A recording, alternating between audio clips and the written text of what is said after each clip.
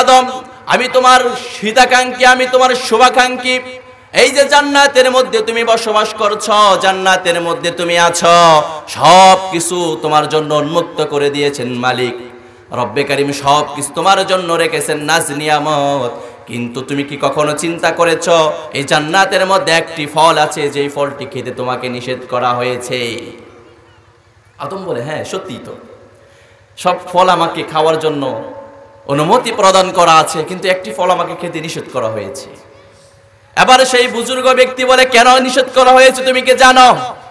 আদম বলে, না না আমি তো জানি না।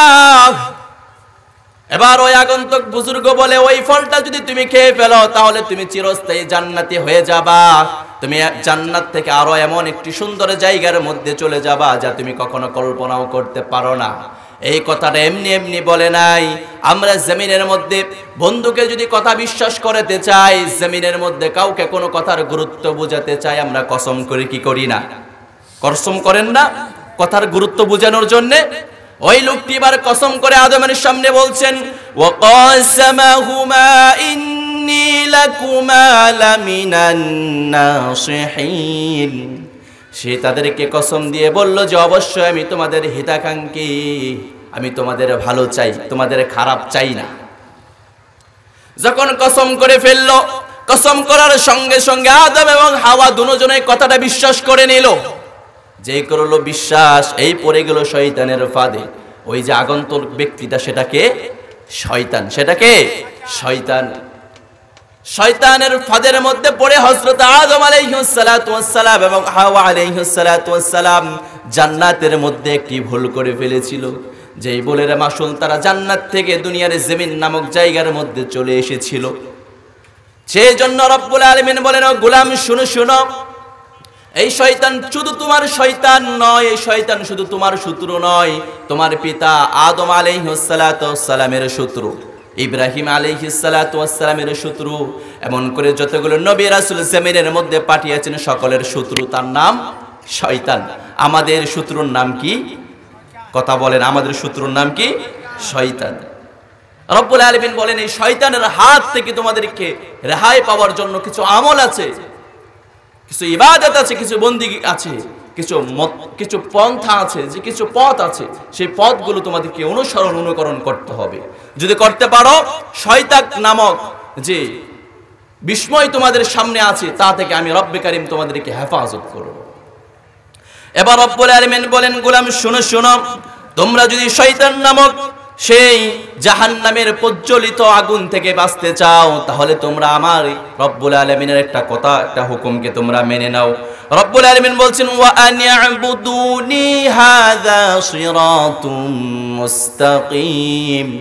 ও গোলাম, ইবাদত করবা আমি রব্বে কারিমের, আর কারো ইবাদত করবা। ইবাদত করবেন কার? আওয়াজ করেন না কেন? ইবাদত করবেন কার? এই পেকুয়ার জমিন তো তাফসিরের রাজধানী বলি আমরা, আপনাদের আওয়াজ কই? পেকুয়াকে আমরা তাফসিরের রাজধানী বলি।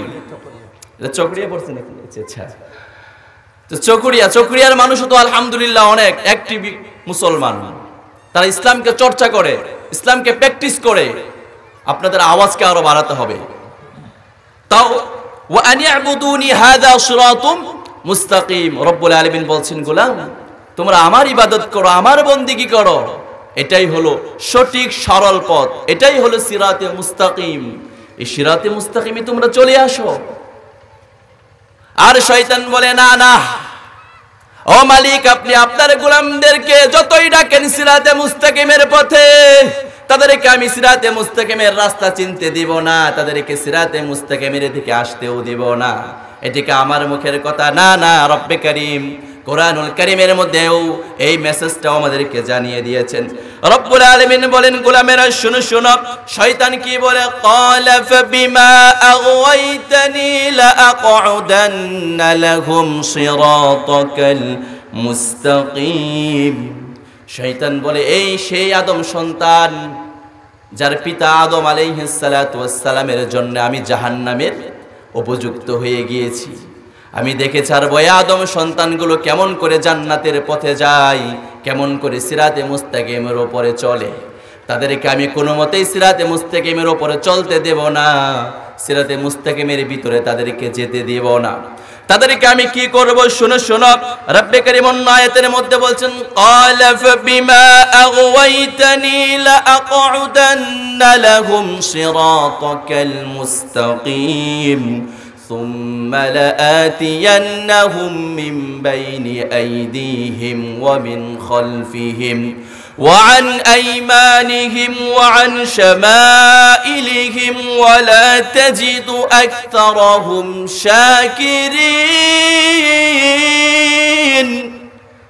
শয়তান বলে শুধু আমি তাদেরকে ওয়াসওয়াসা দিয়ে শেষ করব না, তাদের সামনে থেকে, তাদের পিছন থেকে, তাদের ডান থেকে, তাদের বাম থেকে, তাদের উপর থেকে, নিচ থেকে, সব থেকে তাদেরকে আমি ওয়াসওয়াসা দিব।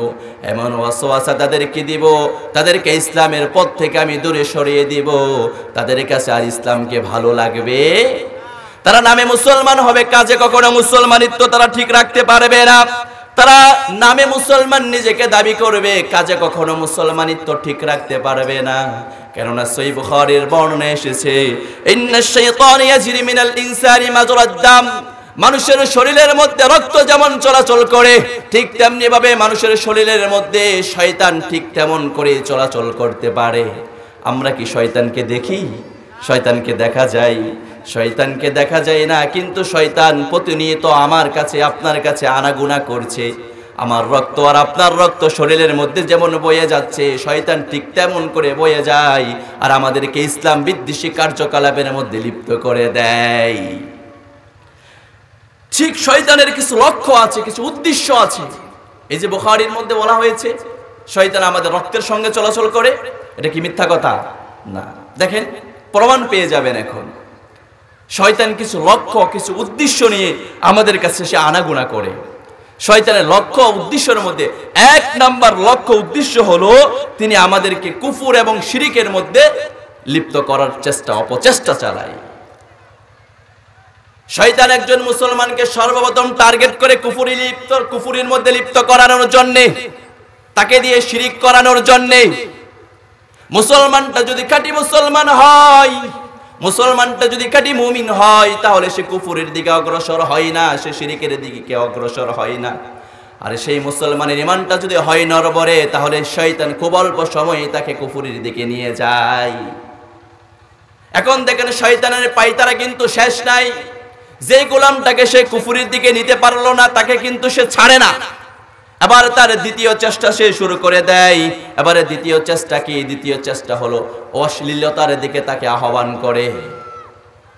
অশ্লীলতার দিকেও যখন মুমিন মুসলমান যায় না, তখন তাকে আরেকটা জিনিস দিয়ে তার দিকে ডাকতে থাকে। সেটা হলো তাকে তিনি শুরু করে দেয় বিদআতে লিপ্ত করানোর জন্য। মাথায় টুপি থাকবে, মুখে দাড়ি থাকবে, 5 ওয়াক্ত সালাত পড়বে, নিজেকে বড় মুমিন হিসাবে দাবি করবে। এলাকার মানুষ সবাই তাকে মুমিন হিসাবে সাপোর্ট করবে, সবাই তাকে মুমিন বলে সবাই আখ্যায়িত করবে। কিন্তু সে নিজেও জানে না, এলাকার মানুষও তাকে দেখে বুঝতে পারে না সে সবচেয়ে বড় বিদআতি। সমাজের মধ্যে বিদআতের সরাসরি করাই সে, কিন্তু নিজেকে বড় বুজুর্গ এমন সমাজে আছে না নাই? আমার সমাজের মধ্যে রাসূলুল্লাহ করে নাই, সাহাবীরা করে নাই, তাবিঈরা করে নাই, তবে তাবিঈরা করে নাই এমন অনেক কিছু তারা সমাজের মধ্যে বাস্তবায়িত করে ফেলেছে, যেগুলো সাহাবীদের জীবনী পড়লে পাবেন না, তাবিঈদের জীবনে পাবেন না, তবে তাবিঈদের জীবনীতে পারবেন না। এবং দেখবেন সেইগুলো সমাজের মধ্যে এখন খুব বড় আকারে চালু করা হয়ে গিয়েছে। সেগুলোকে মানুষ ইসলামের বড় কিছু মনে করছে, কিন্তু ইসলামের বড় যে জিনিসগুলো আছে, সালাত, যাকাত, হজ, সিয়াম, এগুলোকে তারা কিচ্ছু মনে করে না। উদাহরণ দিলে অনেকগুলো বুঝতে পারবেন, উদাহরণ দিচ্ছি না। অনেকের গায়ের মধ্যে এখন চুলকানি শুরু হবে যে হুজুর এটা নিয়ে কেন কথা বললো না।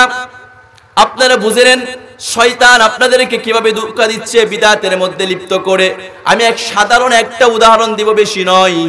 আমি একটা উদাহরণ দিচ্ছি, বেশি নয়, সামান্যতম একটা উদাহরণ দিচ্ছি। নামাজ পড়া আমাদের প্রয়োজন কি প্রয়োজন নয়?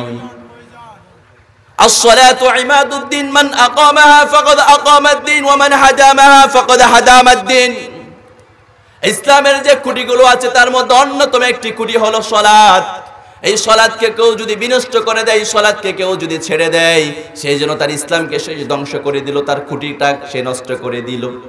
দেখেন কত গুরুত্বপূর্ণ একটা হাদিসের ইবারত। অথচ দেখেন এই নামাজকে অনেকে গুরুত্ব দিচ্ছেও না, নামাজকে অবহেলার চোখে দেখছে। কিন্তু মিলাদ মাহফিলের মধ্যে আপনি দাওয়াত দেন, সবার আগে তাকে পাবেন। মিলাদ মাহফিল সে করছে, আলহামদুলিল্লাহ করেন। আমি মিলাদ কিয়ামের বিরোধী নই।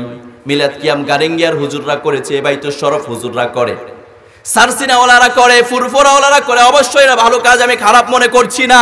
কিন্তু আপনি মিলাদটাকে গুরুত্ব দিলেন বেশি, কিয়ামটাকে গুরুত্ব দিলেন বেশি, নামাজটা আপনার কাছে কেন গুরুত্ব নাই? আমি তো মনে করি নামাজ হাজার গুণ গুরুত্বপূর্ণ ইবাদত মিলাদ এবং কিয়ামের চাইতে। আপনি জীবনে একবার মিলাদ কিয়াম না করলেও রাসূলুল্লাহ সাল্লাল্লাহু আলাইহি ওয়াসাল্লামের হাদিস অনুযায়ী আপনি কখনো কাফের, বেঈমান, মুশরিক, মুনাফিক হয়ে যাবেন। কোন হাদিস আছে? নাই। কিন্তু নামাজ যদি আপনি পরিত্যাগ করেন, যদিও আপনাকে আমরা কাফের বলি না, কিন্তু কাল কিয়ামতের কঠিন বিভীষিকাময় সময় মালিক মিলাদ কিয়ামের কথা জিজ্ঞাসা করবে না, নামাজ পড়েছেন কি পড়েন নাই সেটা জিজ্ঞাসা করবে কি করবে না? আমরা নামাজের গুরুত্ব দিব তো ইনশাআল্লাহ? আওয়াজ করেন ইনশাআল্লাহ। এরপরে শয়তানের অন্যতম আরেকটা লক্ষ্য উদ্দেশ্য হলো মানুষকে রবের আনুগত্য থেকে দূরে সরিয়ে দেয়। কার আনুগত্য থেকে? রবের আনুগত্য থেকে আমাদেরকে দূরে সরানোর জন্য যত ধরনের পায়তারা, যত ধরনের অপচেষ্টা আছে, সকল ধরনের অপচেষ্টা সে আমাদের জন্য করতে শুরু করে দেয়। এরপরে শয়তানের অন্যতম আরেকটা কাজ হলো, এখানে যারা আছেন সবাই মুমিন, পড়ছি আলহামদুলিল্লাহ। আরে মুমিন না হলে কেউ মাগরিবের পরে ওয়াজ শুনতে আসে? আমরা অবশ্যই মুমিন, পড়ছি আলহামদুলিল্লাহ। মা মুমিন না আপনারা? মুমিন যারা, তারা তো খুশি হওয়ার কথা, বলি আলহামদুলিল্লাহ, আরো জোরে আলহামদুলিল্লাহ। আপনাদের কি মুমিন বললাম, আপনারা খুশি হইয়া লড়াচড়া দিয়ে বৈশান আটটু জুড়ে আলহামদুলিল্লাহ পড়বেন, শুকরিয়া আদায় করার কথা এটা। তো দেখেন যারা মুমিন তাদেরকে শয়তানে কেমন করে ধোঁকা দেয়। মুমিনদেরকে ধোঁকা দেওয়ার পদ্ধতিটা আলাদা। সাধারণ মানুষকে যেভাবে ধোঁকা দেয়, মুমিনদেরকে সে সেভাবে ধোঁকা দেয় না। মুমিনদেরকে কিভাবে ধোঁকা দেয় শুনেন। সে একটা মানুষকে প্রথম টার্গেট করে যে তাকে নামাজে যাওয়ার জন্য বাধা প্রদান করতে হবে। মানুষটা যখন নামাজে যাওয়ার জন্য প্রস্তুতি নেয়, মানুষটা নামাজে যাওয়ার জন্য প্রস্তুতি নিলে শয়তান তাকে বাধা দেয়, নামাজটা এখন দরকার নাই, পরে পড়। মানুষটা যখন শয়তানের কথা শুনে না, ওযু করে নামাজের মধ্যে দাঁড়িয়ে যায়, শয়তান মনে করছেন তারে ছেড়ে দেয়। না না, শয়তান তাকে ছাড়ে না। বলে তুই আমার কথা মানলি না, নামাজের মধ্যে দাঁড়িয়ে গেলি, তোকে নামাজের মধ্যে ফেলে আমি চলে যাব আর তুই মুমিন হয়ে জান্নাতে যাবি, কখনো সম্ভব না। আমি শয়তানে জাহান্নামে যাব, তুই আদম সন্তান কেউ নিয়ে যাব, তোকে আমি ফেলে যাব না। বলে কেমন করি? এখন তো আমি নামাজের মধ্যে দাঁড়িয়ে গিয়েছি। বলে না না, তুই নামাজে দাঁড়িয়েছিস, আরো ভালো করেছিস, এখন তোর দোকানের হিসাব তোর মাথার মধ্যে আমি এনে দিব, তোর সংসারের চিন্তা তোর মাথার মধ্যে এনে দিব, তোর ব্যবসার চিন্তা, তোর বাণিজ্যের চিন্তা, তোর পারিবারিক চিন্তা, তোর রাষ্ট্রীয় চিন্তা, তোর সামাজিক চিন্তা, সব তোর মাথার মধ্যে এনে দিব। আমাদের মাথায় আসে কি আসে না? কমন পড়ে না এটা? নামাজের মধ্যে দাঁড়াবেন, দেখবেন যে কথাটা একবারে মনে আসেও না কোনো সময়, এটাও দেখবেন স্মরণে চলে আসে নামাজের মধ্যে। কেন বলেন তো? এই যে শয়তান আমাদের মনোযোগ নষ্ট করার জন্য নামাজ থেকে আমাদেরকে খুশু খুজু দূরে বুধ করে, খুশু খুজুকে নষ্ট করে আমরা যেন শয়তানের কথা মতো, শয়তানের পদ্ধতিতে পড়ে আমরা যেন শয়তানের দলে চলে যাই। এজন্য শয়তান আমাদেরকে ক্রমান্তনা দিয়ে, শয়তান আমাদেরকে তার দলের দিকে টানে, আমাদের অন্তরের রক্তের মধ্যে ঢুকে গিয়ে সে ব্যবসার কথা স্মরণ করাবে, বাণিজ্যের কথা স্মরণ করাবে, পরিবারের কথা স্মরণ করাবে। আস্তে আস্তে নামাজ থেকে আমাদেরকে গাফিল করে দিবে। দেখবেন নামাজ থেকে যখন আপনি গাফিল হয়ে যাবেন, এমনও পরিস্থিতি আপনি পড়ে যাবেন, কয় রাকাত পড়ছেন সেটাও মনে নাই, দাঁড়ায় এখন বসবেন না দাঁড়াবেন সেটাও মনে থাকে না। এটা করে কে? শয়তান। শয়তান আমাদেরকে যখন ক্রমন্তনা দিতে আসবে নামাজের মধ্যে, তখন আমরা সাথে সাথে চিন্তা করব, আহারে আমি তো এখন নামাজের মধ্যে আছি। এই কথাটা একটু অন্তরের মধ্যে আনবেন, দেখবেন শয়তান আপনার নামাজকে আর নষ্ট করতে পারবে না। সে আপনাকে নামাজের মধ্যে ফেলে 70 হাত দূরে পলায়ন করবে। পারবেন তো ইনশাআল্লাহ? এরপরে শয়তানের অন্যতম একটি কাজ হলো, লক্ষ্য উদ্দেশ্য হলো, লক্ষ্য বস্তু হলো সমাজের মধ্যে ফিতনা ফাসাদ লাগিয়ে দেয়। শয়তান সবচেয়ে বেশি এই কাজটা করে। তার লক্ষ্য বস্তু এটা, তার উদ্দেশ্য এটা। ভালো করে বুঝবেন। ইমাম জাওজি রহমাতুল্লাহি আলাইহি এর একটি বইয়ের মধ্যে একটি গল্প পড়েছি আমি।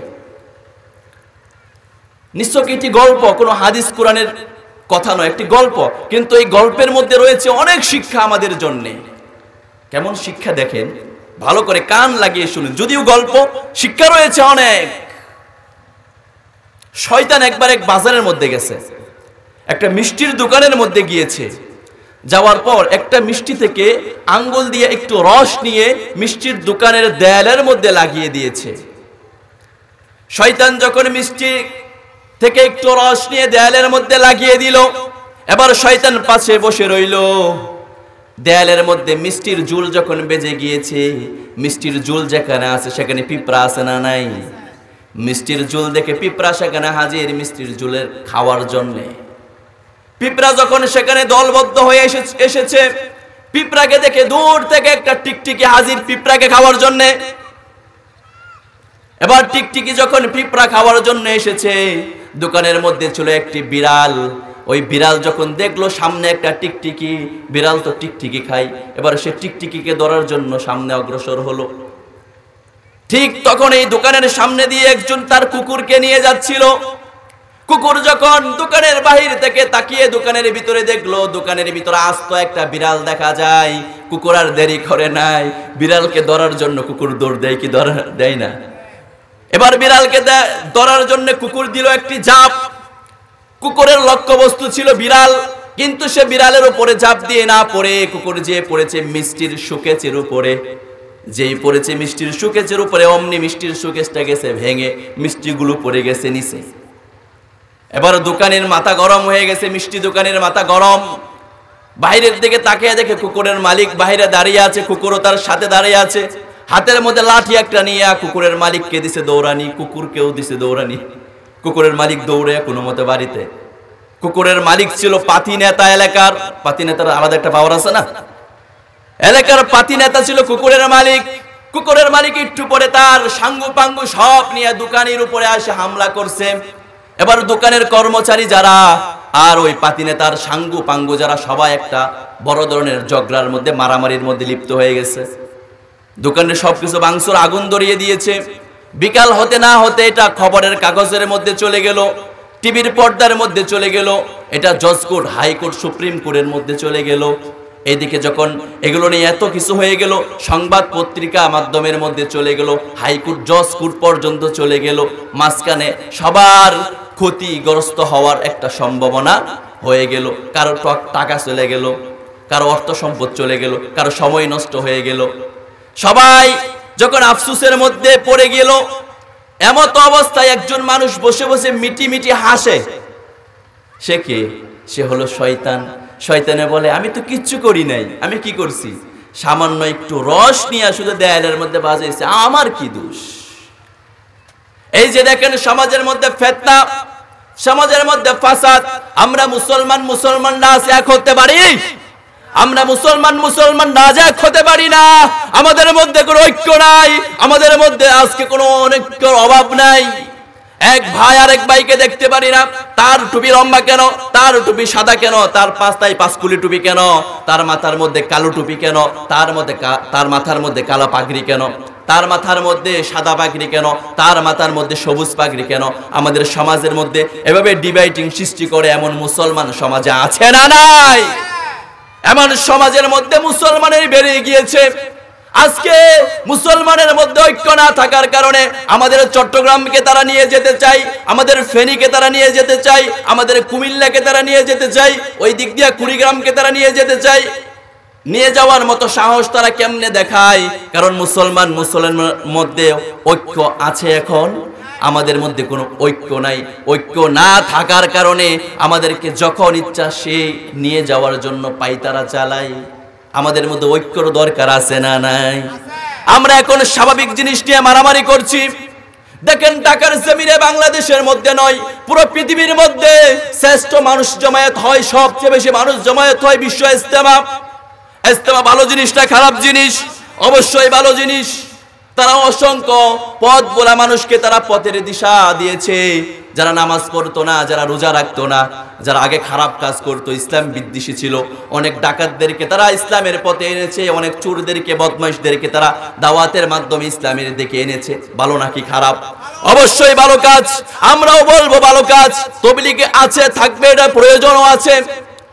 তবলিগের পাশাপাশি আপনারা ইজতেমার আয়োজন করেন, সেখান থেকে লক্ষ লক্ষ মানুষ বিভিন্ন ধরনের দাওয়াতি কার্যক্রমের মধ্যে লিপ্ত হয়ে যায়, বিভিন্ন দাওয়াতি কার্যক্রমের সঙ্গে বের হয়ে যায়, এটাও ভালো কাজ। কিন্তু এই ইজতেমাকে কেন্দ্র করে আমার 3টা মুসলমান ভাইকে দুনিয়ার জমিন থেকে বিদায় করে দিতে হবে, এটা আবার কোন ভালো কাজ? আপনার উপর ইজতেমার ময়দান দখল করতে হবে, ইজতেমার ময়দানে যেতে হবে, এটা ফরজ করা হয়েছে। কে ফরজ করেছে আপনাকে? দাওয়াতি কাজ করছেন, করেন। ইজতেমার মাঠের কি প্রয়োজন? আমার ইজতেমার মাঠের মধ্যে গিয়ে দাওয়াতি কাজ করতে হবে, এটা আবার কোন শিক্ষা? আপনারা ইজতেমার মাঠ দখল করার জন্য এখানে যারা তবলিগে ভাই আছেন সবাইকে বলছি, আপনার আমির সাহেব যদি বলে হাটির সুটা নিয়ে চল, মাঠ দখল করতে হবে, আপনি বলবেন মাঠ দখল করার দরকারটা কি আমার? আমি কালিমার দাওয়াত দিচ্ছি, আমার ইজতেমার ময়দানে গিয়ে এই কালিমার দাওয়াত দিতে হবে, এটা আবার কোন শিক্ষা? আমি কোনাখালি বসে বসে কালিমার দাওয়াত দিচ্ছি, আমি দিচ্ছি, দিয়ে যাব। ওইখানে যাওয়া, মারামারি করা, হানাহানি করা, মানুষের রক্তপাত করা, মানুষকে দুনিয়ার জমিন থেকে বিদায় করে দেওয়ার কোনো প্রয়োজন আছে? আল্লাহ তাআলা আমাদেরকে বুঝদান করুন, পড়ছি আমিন। এগুলো কে করায়? শয়তানে করায়। কে করায়? শয়তানে করায়। এগুলো ছিল শয়তানের লক্ষ্য বস্তু, শয়তানের উদ্দেশ্য। এবার আসুন আমরা জানবো শয়তানের আগমনের কিছু টাইম আছে।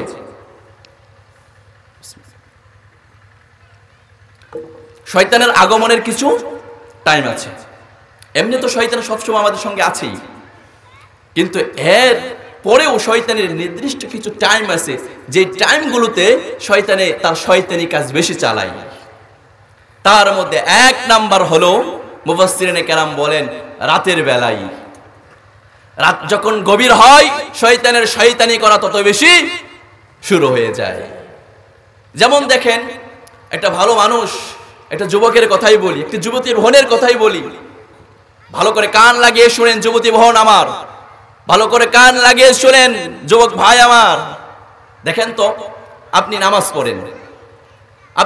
পড়েন, আপনি তবলিগের মধ্যে গিয়ে নামাজ শিখেছেন, আপনি ছাত্র শিবিরের ভাইয়ের সঙ্গে থেকে নামাজ শিখেছেন, আপনি কোনো পীরের মাধ্যমে দাওয়াত পেয়ে নামাজ শিখেছেন, আপনি যুবক মানুষ 5 ওয়াক্ত নামাজ পড়েন, মাশাআল্লাহ।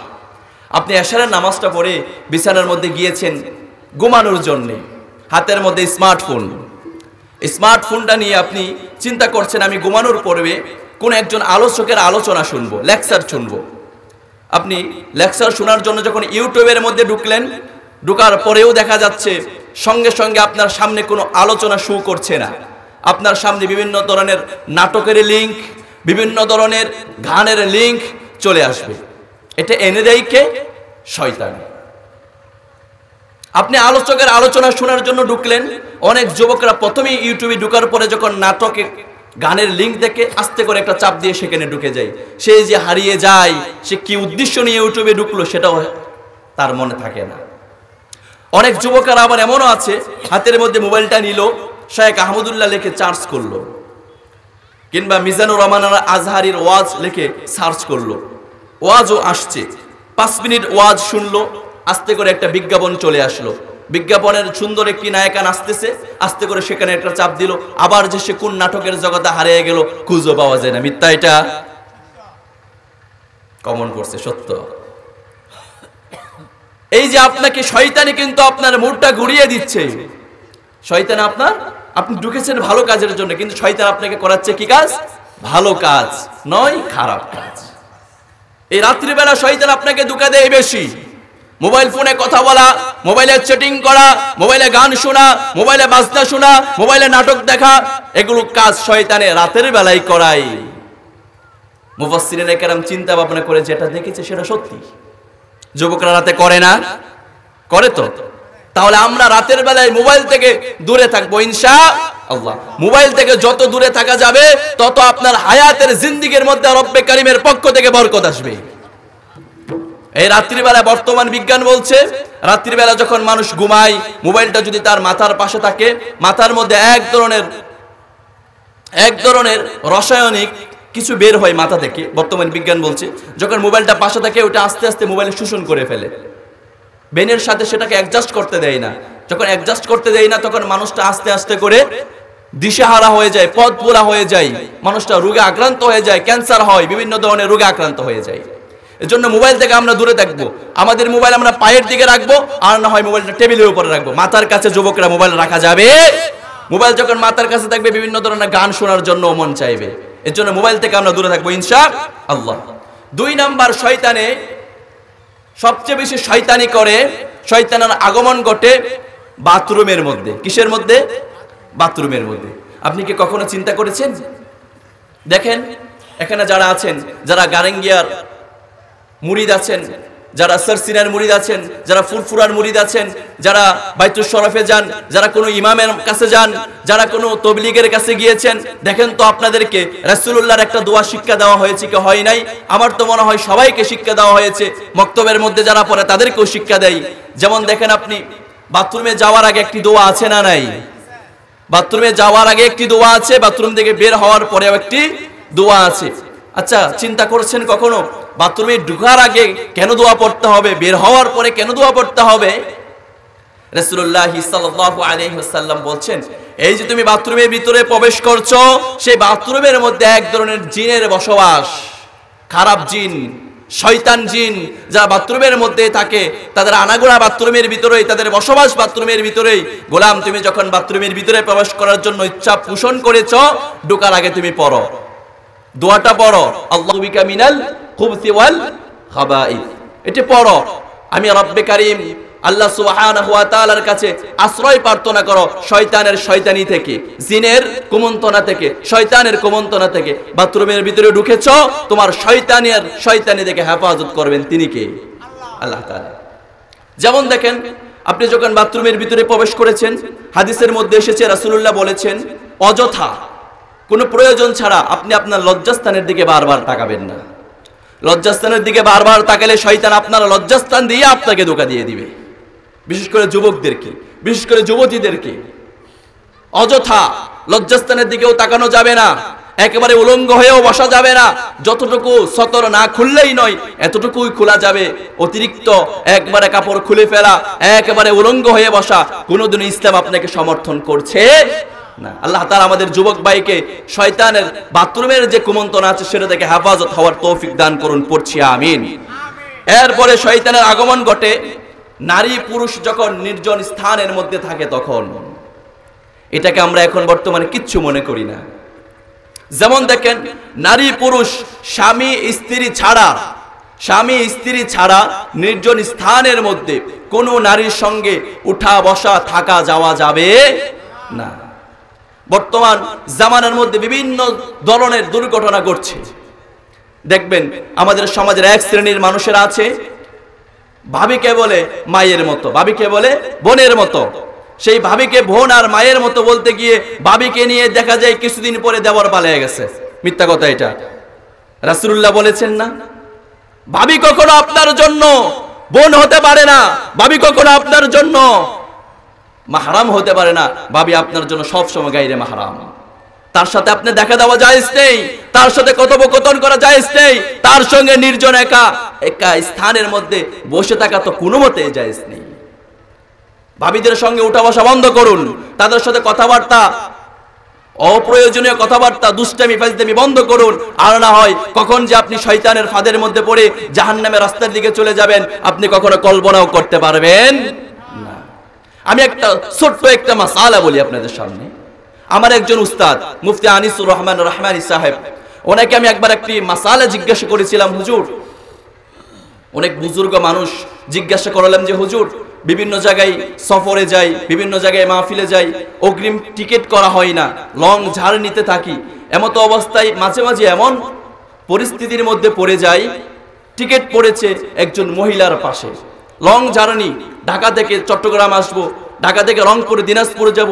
এই লং জার্নির মধ্যে রাত্রি বেলাতে একজন মহিলার পাশে সিট নিয়ে কি আমি ভ্রমণ করতে পারবো, সফরে যেতে পারবো?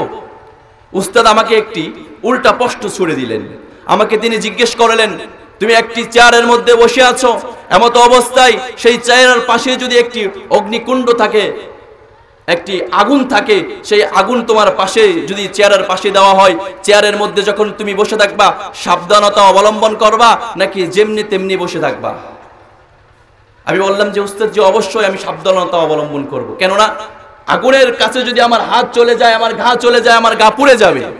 আমার উস্তাদ জি সেদিন আমাকে বলেছিল যেমনি ভাবে আগুনকে দেখে তুমি সাবধানতা অবলম্বন করবা, তোমার পাশে যদি অনিচ্ছাকৃত ভাবে তোমার পাশে সিনজির মধ্যে, রিকশার মধ্যে, বাসের মধ্যে, ট্রেনের মধ্যে, বিমানের মধ্যে, জাহাজের মধ্যে তোমার অনিচ্ছাকৃত ভাবে তোমার যাওয়া প্রয়োজন, যেতেই হচ্ছে, এমত অবস্থায় তোমার পাশে একজন মহিলা বসিয়ে গিয়েছে, একটা মেয়ে বসিয়ে গিয়েছে, তুমি মনে করবা তোমার পাশে একটি আগুনের কুণ্ড আছে, তোমার পাশে একটি প্রজ্বলিত আগুন আছে, তুমি ঠিক তেমনি ভাবে সাবধানতা অবলম্বন করবা আগুনের কুণ্ডলি থাকা অবস্থায় যেমন করে সাবধানতা অবলম্বন করতা। গায়ের সাথে ঘেঁষাঘেঁষি করা যাবে, ওর দিকে ঠেলাঠেলি করা যাবে না, এমন ভাবে আপনার তার কাছ থেকে আপনার শরীরটাকে আলাদা করে রাখতে হবে, তার গায়ের মধ্যে যেন কোনোভাবে আপনার হাতটা পর্যন্ত না লাগে, কেন না লাগলে আপনার জন্য কাল কিয়ামতের কঠিন বিভীষিকাময় সময় দুনিয়ার আগুন নয় জাহান্নামের আগুন অপেক্ষা করছে, ঠিক কিনা? আল্লাহ তাআলা আমাদের যুবক ভাইকে হেফাজত করুন, পড়ুন আমিন। এমনিতেই উঠবেন না, যদি একান্ত যাওয়ার প্রয়োজন হয় তাহলে যাবেন ইনশাআল্লাহ। তাহলে শয়তানের আগমন ঘটে কোন কোন জায়গার মধ্যে টের পেয়েছেন? এবার দেখেন, শয়তানের আগমন ঘটে মানুষ যখন ধনী থাকে তখন। একটা ধনী মানুষের কাছে শয়তান আসে, আসার পরে বলে তোর ঘর বাড়ি টাকা পয়সা অট্টালিকার কোনো অভাব আছে? বলে না, সব আছে আমার।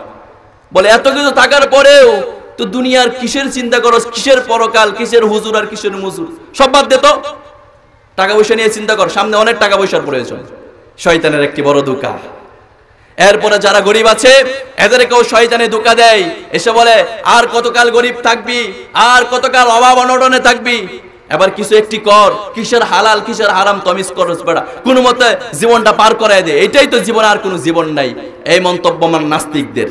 আর এটা যদি কোনো মুসলমানের অন্তরে আসে, সেও কি হয়ে যাবে? নাস্তিক হয়ে যাবে। আমাদের পরকাল আছে না নাই? আমাদের আল্লাহ আছে না নাই? একদিন সব কিছুর জবাবদিহিতা নিবেন, তিনি কে? আল্লাহ তাআলা। অতএব আমাকে পরকাল নিয়ে চিন্তা ভাবনা করতে হবে, পরকালে রবের সামনে কি নিয়ে দাঁড়াবো সেটা নিয়েও চিন্তা ভাবনা করতে হবে। তো ইনশাআল্লাহ আল্লাহ আমাদেরকে তৌফিক দান করুন, পড়ছি আমিন। এরপর আসুন, 6:51 বেজে গেছে, আজানের সময় প্রায় হয়ে গেছে। আমরা কি করব? রব্বুল আলামিন আমাদেরকে উদ্দেশ্য করে বলছেন উদখুলু ফিস সিলমি কাফা, ও গোলামেরা তোমরা পুরোপুরি ভাবে মুসলমান হয়ে যাও। কেমন করে পুরোপুরি ভাবে মুসলমান হবা? ও গোলাম, তুমি নিজে যেমন করে নামাজ পড়ো, নিজে যেমন করে রোজা রাখো, নিজে যেমন করে হজ করেছো, নিজে যেমন করে ইসলামের উপরে চলার জন্য চেষ্টা করো, তোমার পরিবারের যতগুলো সদস্য আছে সবাইকে ইসলামের উপরে চালাতে হবে। সবাইকে যখন ইসলামের উপরে চালাতে পারবা, নিজেও যখন ইসলামের উপরে চলতে পারবা, তখন তুমি পুরোপুরি মুসলমান হতে পারবা। শুধু এই কথা বলেই শেষ করে নাই, রব্বুল আলামিন কোরআনুল কারীমের অন্য জায়গায় আমাদেরকে বলেছেন সিবগাতাল্লাহি ওয়া মান আহসানু মিনাল্লাহি সিবগা। ও গোলাম, দুনিয়ার জমিনের মধ্যে আমি রবের রঙে রঙিন হয়ে যাও, আমার নবী মুহাম্মদ সাল্লাল্লাহু আলাইহি ওয়াসাল্লামের সুন্নাহর রঙে রঙিন হয়ে যাও। যখন তুমি আমার রঙে রঙিন হয়ে যাবা, আমার নবী রাসূলুল্লাহ সাল্লাল্লাহু আলাইহি ওয়াসাল্লামের সুন্নাহর রঙে রঙিন হয়ে যাবা, তখন তুমি খাঁটি মুমিন আর মুত্তাকি হিসেবে পরিণত হতে পারবা। এর আগে গোলাম যতই চিল্লাচিল্লি করো, যতই মানুষের সামনে নিজেকে খাঁটি আশিকে রাসূল হিসেবে পরিচয় দাও, নিজেকে যতবারই বলো না কেন আমি আশিকে রাসূল, আমি খাঁটি আল্লাহর গোলাম, কখনো তুমি খাঁটি আশিকে রাসূল আল্লাহর গোলাম হতে পারবা না। মানুষের মুখে মুখে হতে পারবা, ফেরেশতাদের কলমের কাছে, ফেরেশতাদের কাছে যে ডকুমেন্ট আছে সেই অনুযায়ী তুমি আশিক রাসূল হতে পারবা না।